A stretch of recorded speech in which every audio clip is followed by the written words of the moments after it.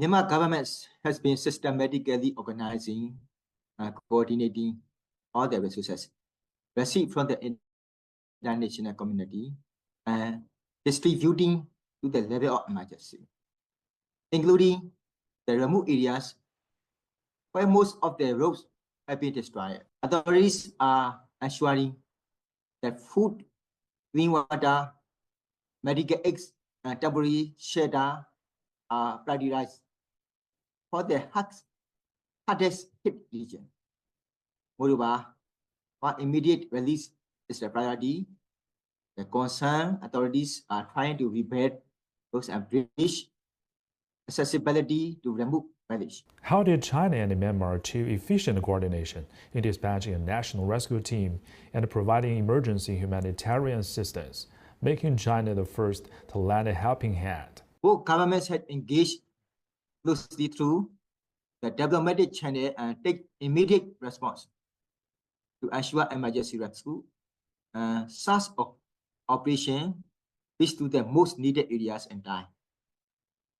Moreover, China proved dispatch of the national rescue team and delivery of essential supply, including tanks, generators, and medical equipment, reflect brotherly spirit of a neighboring country at the time of hardship and need.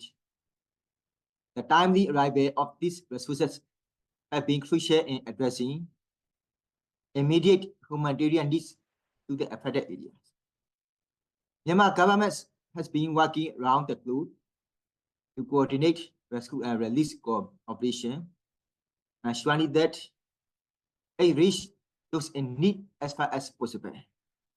We are also deeply grateful for the support from the international community, especially China, for being among the first to provide emergency humanitarian assistance. As Myanmar approaches the rainy season, which may increase the risk of landslides and epidemics, what specific measures has the Myanmar government taken to prevent epidemics at temporary resettlement sites? As we face the additional challenge of the approaching rainy season, our focus remains on both immediate humanitarian aid and long-term recovery efforts.